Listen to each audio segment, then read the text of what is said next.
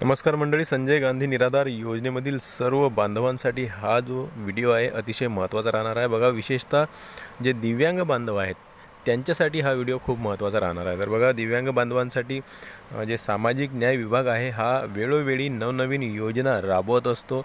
त्याचबरोबर प्रशासनाकडून त्यांना आणखीनही अतिरिक्त योजनांचा लाभ मिळत असतो। आता या योजनांसाठी तुम्हाला काही जणांना माहिती असते आणि काही जणांना माहिती राहत नाही, त्यामुळेच हा व्हिडिओ मी बनवलेला आहे। आता दिव्यांग महामंडळातर्फे एक नवीन योजना राबवण्यात येत आहे। त्यासाठी तुम्हाला काय करावं लागणार, अर्ज कसा करावा लागणार, अर्जाचं पूर्ण डिटेल मी तुम्हाला दाखवून देतो, अर्जाचा फॉर्मॅट दाखवून देणार आहे। त्याचबरोबर तुम्हाला आणखीन कागदपत्र काय काय लागणार आहेत सर्व काही माहिती आजच्या व्हिडिओमध्ये आपण जाणून घेणार आहोत।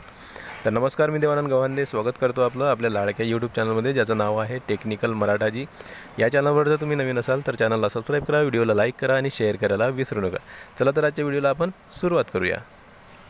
तर बघा मंडळी, महाराष्ट्र राज्य दिव्यांग वित्त व विकास महामंडळ मर्यादित मुंबई यांच्याकडे हा अर्ज तुम्हाला करायचा आहे। बघा, अर्जदाराचा फोटो या कोपऱ्यात तुम्हाला बॉक्स दिसत असेल, त्या बॉक्समध्ये तुमचा जो पासपोर्ट फोटो आहे तो तुम्हाला इथं लावायचा आहे। आणि इथं बघू शकता तुम्ही ₹5 लाख पर्यंतच्या व्यवसायासाठी कर्ज मागणी अर्ज, हा अर्जाचा नमुना आहे। आणि हा अर्जाचा नमुना कसा भरायचा आहे हे तुम्हाला मी आता यामध्ये सांगणार आहे। बघा, अर्जाची वैयक्तिक माहिती, अर्जदाराचे संपूर्ण नाव, इथं तुमचं संपूर्ण नाव।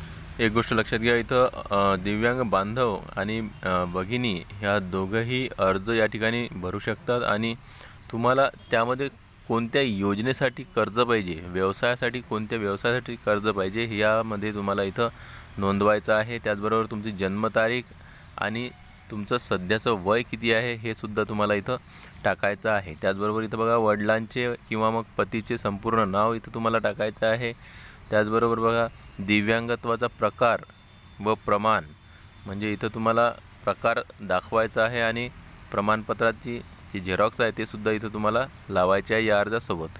आणि इथं तुमचा पूर्ण पत्ता इथं तुम्हाला लिहायचा आहे। त्याचबरोबर इथं खाली बघा, तुम्ही पुरुष आहात की स्त्री आहात किंवा मग तृतीयपंथी आहात हे सुद्धा तुम्हाला इथं सांगायचं आहे। त्याचबरोबर जात काय आहे हे तुम्हाला इथं लिहायचं आहे। त्याचबरोबर वडिलांचा किंवा पतीचा व्यवसाय, ते काय करतात, शेती करतात, कामधंदा करतात, नोकरी करतात, हे तुम्हाला इथं लिहायचं आहे। त्याचबरोबर तुमचं शिक्षण किती झालेलं आहे हे शिक्षण तुम्हाला इथं लिहायचं आहे। प्रस्तावित व्यवसायाचे नाव काय आहे, तुम्ही कोणता व्यवसाय करणार आहात तर त्या व्यवसायाचं नाव तुम्हाला इथं लिहायचं आहे। त्याचबरोबर तुम्हाला जो UDID क्रमांक भेटतो तो नंबर इथं तुम्हाला टाकायचा आहे या बॉक्सेसमध्ये। त्याचबरोबर 8व्या क्रमांकावर बघा, कुटुंबाचे वार्षिक उत्पन्न किती आहे हे तुम्हाला इथं सांगायचं आहे। त्याच्यानंतर दूरध्वनी किंवा मोबाईल क्रमांक इथं तुम्हाला टाकायचा आहे।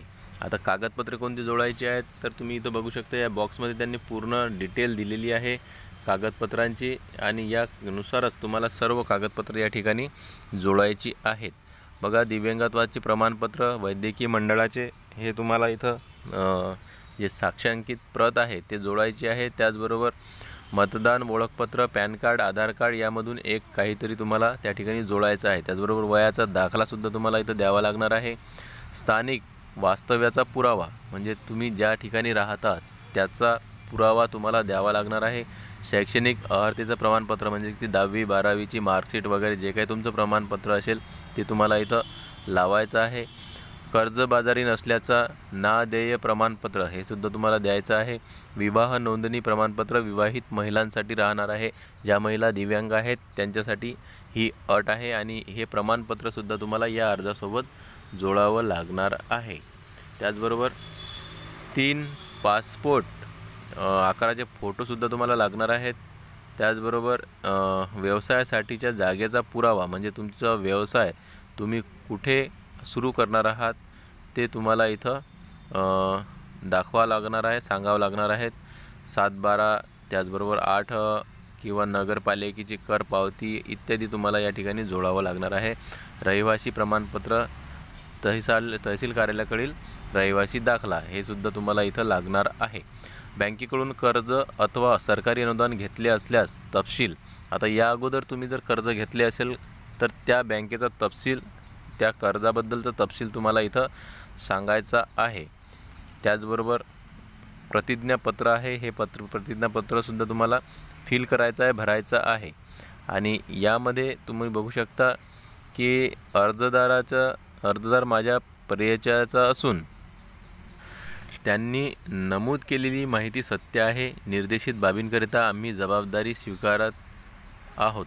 म्हणजेच की जे साक्षीदार आहे हे त्यांच्यासाठी आहे आणि त्या साक्षीदारांचं जे नाव आहे इथं दोघांचं नाव तुम्हाला लिहायचं आहे। म्हणजेच की 2 साक्षीदार तुम्हाला लागणार आहेत आणि त्यांच्या सह्या इथं लागणार आहेत आणि इथं तुमचा अर्जदाराची सही व अंगठा द्यायचा आहे प्रतिज्ञापत्राच्या खाली इथं। तर अशा प्रकारे हा अर्जाचा नमुना आहे। त्याचबरोबर इथं बघा व्यवसायाचा अहवालसुद्धा तुम्हाला द्यायचा आहे आणि हा जो अर्ज आहे या अर्जाबरोबरच तुम्हाला हा अहवालसुद्धा जोडावा लागणार आहे आणि व्यवसायाचे नाव काय आहे सर्वात आधी हे तुम्हाला सांगायचं आहे।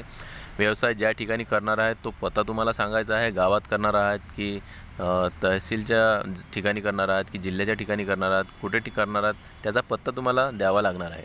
व्यवसाय प्रस्थापित असल्यास सध्या गुंतविलेले भांडवल, तुम्ही जर काही व्यवसाय सुरू करणार असाल आणि त्यामध्ये भांडवल तुम्ही गुंतवलेलं असेल काही आणि तो व्यवसाय प्रस्तावित असेल तर ते सुद्धा इथं तुम्हाला सांगायचं आहे।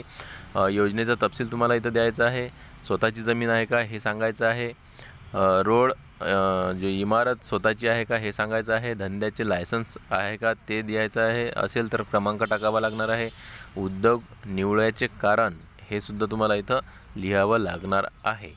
त्याचबरोबर अशाकरता लागणारे कायमस्वरूपी भांडवल जर असेल तर ते तुम्हाला सांगावं लागणार आहे। जमीन, इमारत, रोड, रस्ते जोडणे, यंत्रसामुग्री, फर्निचर इतर, म्हणजेच की तुमचं व्यवसाय तुम्ही सुरू केलेला असेल या अगोदर आणि त्याच्यासाठी काही भांडवल लागलेलं असेल तर याचं जे भांडवल आहे कायमस्वरूपी तुम्हाला करायचं असेल व्यवसाय तर ते सुद्धा तुम्हाला इथं सांगावं लागणार आहे।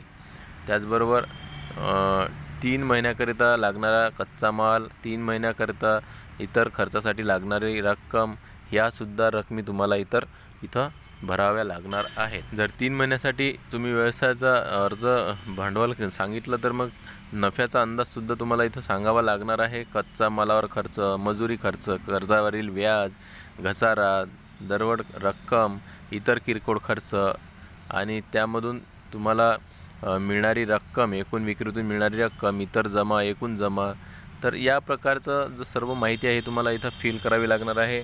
मालाच्या विक्रीची व्यवस्था कशी करणार हे सुद्धा तुम्हाला सांगावं लागणार आहे। एकूण लागणारे कर्ज तुम्हाला 5 लाख रुपये जर लागत असेल तर 5 लाख रुपये इथं लिहायचं आहे।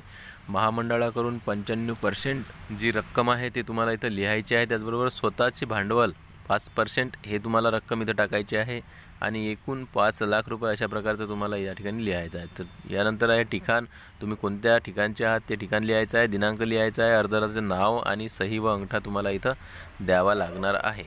आणि नंतर खालचं हे कार्यालयीन उपयोगाकरिता हे तुम्हाला भरायचं नाही आहे। तर अशा प्रकारे हे अर्ज भरून त्या ठिकाणी मी जे सांगितलेलं आहे तुम्हाला कागदपत्र, ते कागदपत्र पूर्ण साक्षांकित प्रत करून या अर्जासोबत तुम्हाला जोडायचे आहेत आणि अशा प्रकारे हा जो अर्ज आहे हा तुम्हाला दिव्यांग महामंडळ आहे त्या महामंडळाकडे तुम्हाला द्यायचा आहे। तर अशा प्रकारे अर्ज भरून तुम्ही 5 लाख रुपयापर्यंतचं व्यवसायासाठी कर्ज घेऊ शकता। कारण की तुम्हाला माहीत असेल की सरकार विविध जे योजना आहेत या दिव्यांग बांधवांसाठी राबवत असते आणि अशातच हा जो व्यवसायासाठीचा 5 लाख रुपयापर्यंतचा जी योजना आहे ही तुमच्यासाठीच आहे। तर अशा प्रकारे तुम्ही या योजनेचा लाभ घेऊ शकता। व्हिडिओ आवडल्यास लाईक करा। भेटूया पुन्हा नवीन एका व्हिडिओमध्ये, तोपर्यंत जय महाराष्ट्र।